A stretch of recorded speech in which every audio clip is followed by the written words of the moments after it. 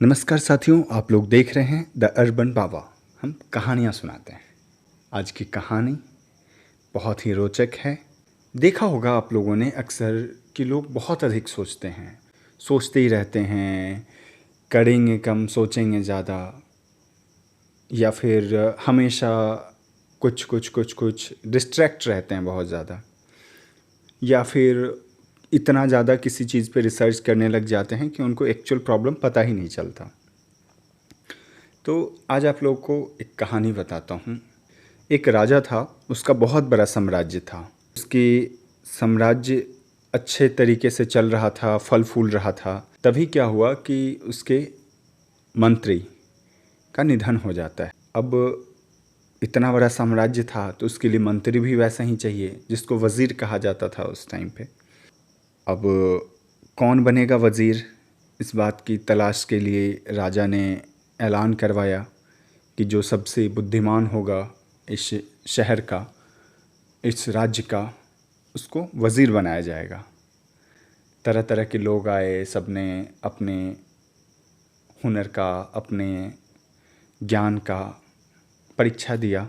राजा ने और पूरे राज्य के चुनिंदा लोगों ने तरह तरह की परीक्षाएं ली। 3 पर्सन को सेलेक्ट किया गया और राज्य में ऐलान करवा दिया गया कि 3 व्यक्ति को चुन लिया गया है, उन्हीं 3 व्यक्ति में से किसी को मंत्री बनाया जाएगा।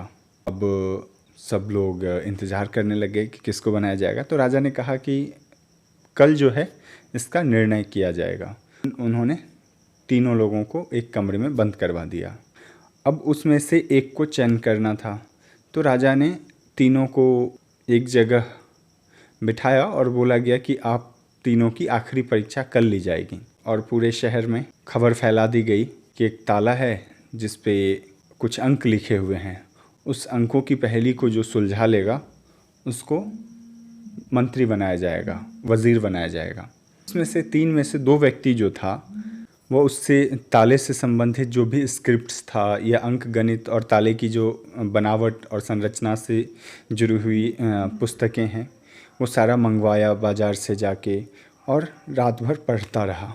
और एक व्यक्ति जो था वो अपना मस्त खाया पिया और सो गया। सुबह राजा ने तीनों व्यक्ति को एक कमरे में बिठा दिया और कमरे को बाहर से बंद कर दिया। अब वो दोनों व्यक्ति जो है जुगत लगाने लगा, पढ़ना शुरू किया कि कैसे खोला जा सकता है। और जो एक व्यक्ति था वो बिल्कुल शांत होकर बैठा हुआ था, वो मानो किसी गहन चिंतन में हो। और फिर वो अचानक उठा और डोर को धक्का दिया और डोर खुल गया और वो बाहर चला गया। और ये जो दोनों व्यक्ति है वो अध्ययन में ही लगा हुआ है। जब वो व्यक्ति बाहर गया तो राजा उसको अपने दल बल के साथ लेकर कमरे में दाखिल हुआ।